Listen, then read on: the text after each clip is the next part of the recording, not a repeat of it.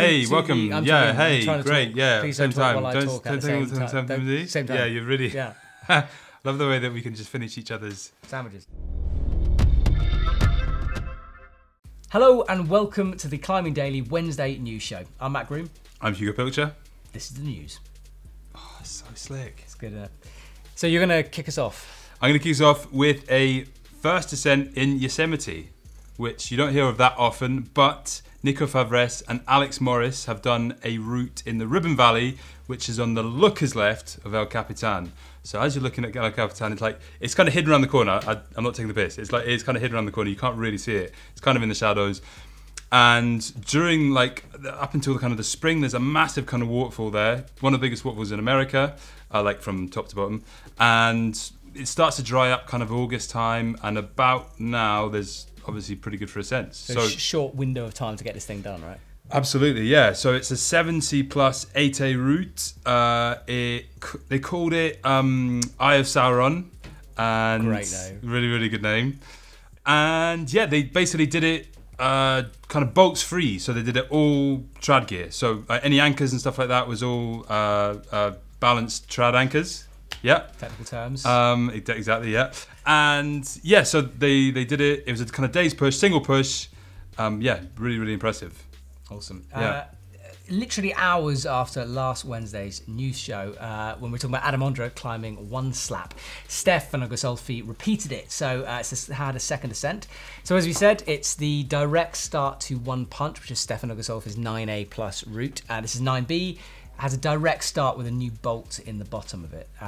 Stefano's been working super, super hard on that crag, developing that whole area. Mm-hmm. Okay, this is a bit controversial, but we think that, so this is his third 9B after Lapsus and first round, first minute. Is that his name? First round, first minute, Lapsus, yeah. And one slap. Yeah. So we think he might be top 3 for most 9Bs climbed. After Adam Ondra and Chris Sharma. Now, right.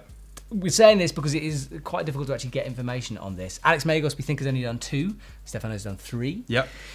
I'm sure you guys will comment below if we're wrong about this and let us know. But he's definitely now really up there with the 9B club crew. Yeah, he's kind of just in the last year or so, just suddenly started descending some of the hardest routes in the world, which is very, very impressive. And he's an EpicTV athlete, so we love him. Banging. We love him anyway, but especially love him. Yeah, absolutely.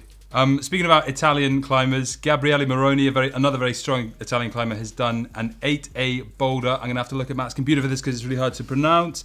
Grande Gigante Gentile at Sonlerto in Valle Bavona in Switzerland. And this is a pretty epic boulder, highball, beautiful. Here's a tiny, tiny little clip. Now we can't show too much of that, so that's only why you got 2 seconds of it. But basically, from that 2 seconds, you can see the size of the boulder. Do you think the Swiss are annoyed that he climbed a route and called it an Italian name? But there's kind of areas of Switzerland which are Italian. Are there? Yeah. Italian speaking. I genuinely didn't know that. This was a route, I'm going to look again by Giuliano Cameroni was the first guy that put this up this route. So yeah, props to him, and thanks to Planet Mountain for that story, and for the Nico Favres one and Alex Morris one as well. So awesome.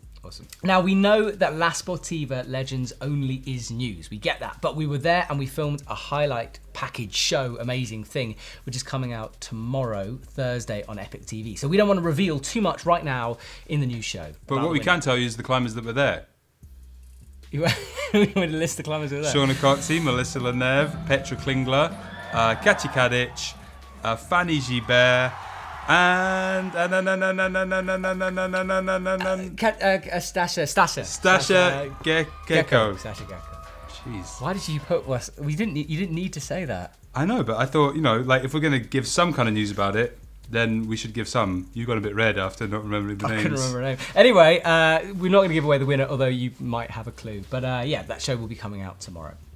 Now, in a sort of seamless segue, our talking point today is going to be about motivation, because it was quite interesting for me at Legends, because there's a bunch of athletes there who are competition climbers. They spent all season competing, and then Legends turns up. They don't have a holiday. They just go straight there and compete again. Mm-hmm. Now, I get that prize money is obviously part of this. Like, it was a big prize package, but it's more than that, because at the end of the competition, when the cameras had all been turned off, Shauna jumped back on a boulder she hadn't climbed before and sent it. Like, she did it, no cameras, just for her own motivation. She really wanted to get it done.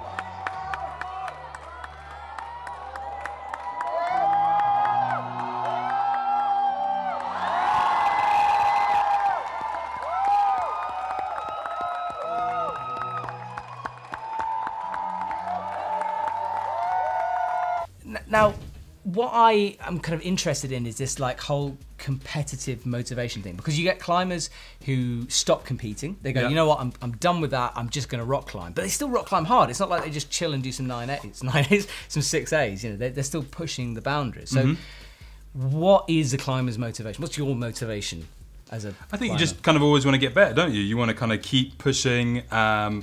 And keep like trying to send. I guess when you're in that kind of form that they're probably in, you want to just kind of keep pushing and pushing and pushing and see how far you can push it.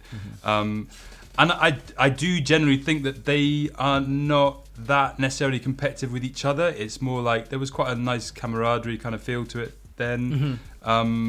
You know, there's this whole kind of thing, and there is the whole kind of thing in climbing is that you're climbing against a problem rather than against somebody else. Yeah. So you could argue that that's not so much the case in Legends Only, because they are kind of competing against each other, but there is still that element, and you know, I think they love kind of getting up on those really hard boulders. Yeah, because it's different. Climbing is different from other sports, I think, because with a lot of sports, let's use football as a sort of analogy. You know, you're a professional football, you go at it really, really hard for years, and you reach a point where either you're injured or you're done with it, or you realise you're not getting quite as good, and then they kind of stop. It's not like you continue. I mean, some might play some football, but usually it's kind of it.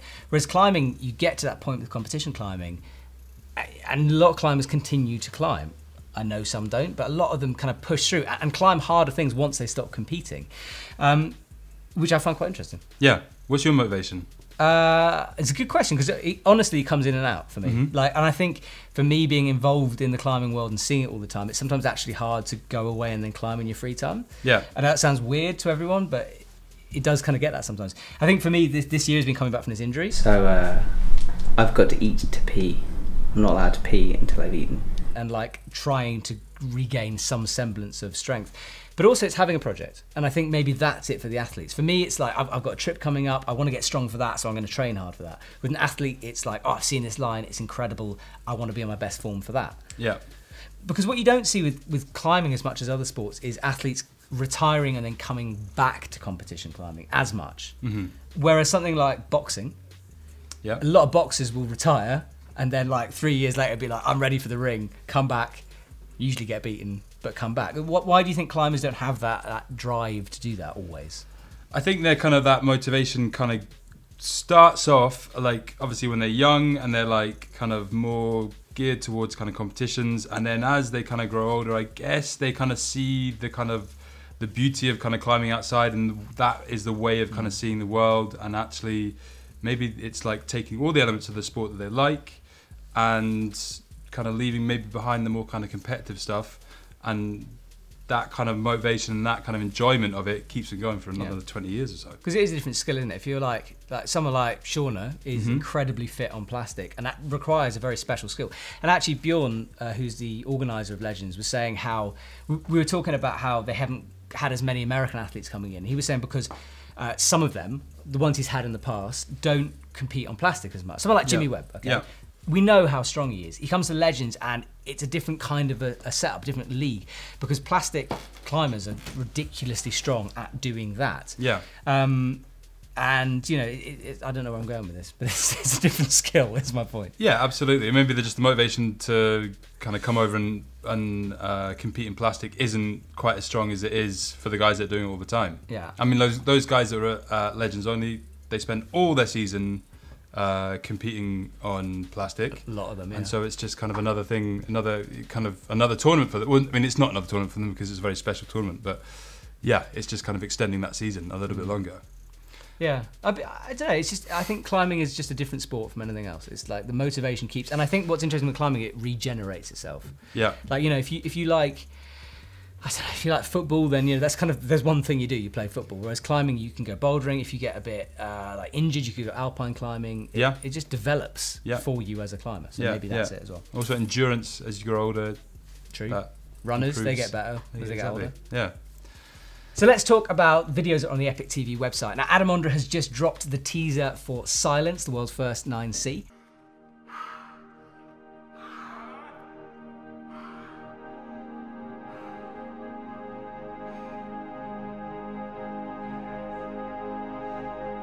I feel like... So we've embedded that. That's on the Handpicked from the Web series. So make sure you head over and check that out. It looks good. Yeah, teaser looks awesome, doesn't it? Yeah, it looks really good. Super cool. So that's coming very soon. We got Sasha Julian virtual reality video on Handpicked for the Web as well. So check that out. It is another perspective of climbing. Yeah. It's sort of like you click on it and you move it all around. Yeah, it's the one where you like change drag it. the mouse and stuff like that.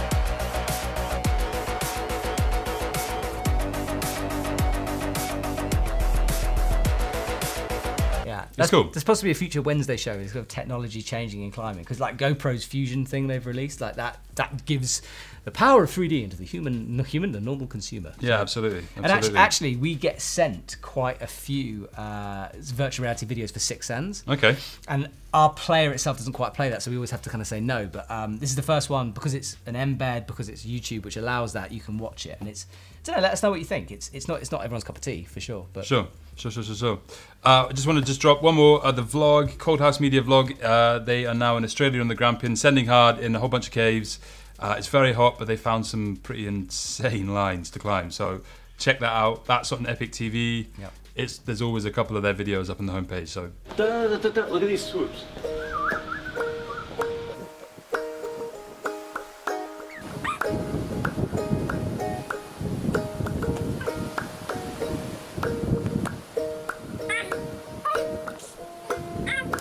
yeah. And Monday is a special day. Monday's a special day because Patchy Uzgobia's Living Legends episode is dropping. So basically we've done Anastur, we've done Killing Fishuber, and now we've done the Legends Only, and now we've got Patchy Uzgobia episode dropping on Monday. If you don't know who Patchy is, then you haven't been watching climbing media for the last couple of months because he's been everywhere. Yeah, and he sent 9B Pachamama, and we kind of filmed with him. But yeah, that's dropping on Monday, so check it out. Shop deals, we've just done Black Friday, all of that, but they're still continuing. Like Cyber Monday's rolling on through this week. There's still some amazing deals to be had on the EpicTV shop website. Is it Cyber Wednesday today? Yeah, I guess so. Yeah. Yeah, but that doesn't sound as good. Cyber Thursday? Cyber Week. Cyber Week. The point is there are deals continuing, so head over there, grab yourself a bargain because stuff is selling out ridiculously fast. Christmas is coming as well. We're doing a bunch of gear videos. There's a gear show this Friday. I know people have been asking for it. Yes. That's coming. My gosh. And I missed the gear show so much. I've got to write the script, so I've missed it less. But it's big presents we're talking basically. So like those, you know, the one you give to someone when you really want to show you like them. Which is absolutely. What you're gonna... Yeah, I'll take some notes. Yeah? Mm-hmm. Okay, all right. So that's coming, and then... Chalk dust. By Friction Labs, it's good stuff. Yeah, exactly. And then, yeah, stocking fillers are coming as our pick of the week next week. So lots of ideas to get you inspired for Christmas present buying. And if you're wondering who this is Laura, our editor. She's working very hard to edit some stuff for you. Yeah. And that's why she's in the background. Normally we tell her to get out, but there's too much work to be done. So she has to work. That is it for today. Thank you so much for watching the Wednesday News Show. We'll see you next week. Comment below. Let us know what you think, as usual. Bye!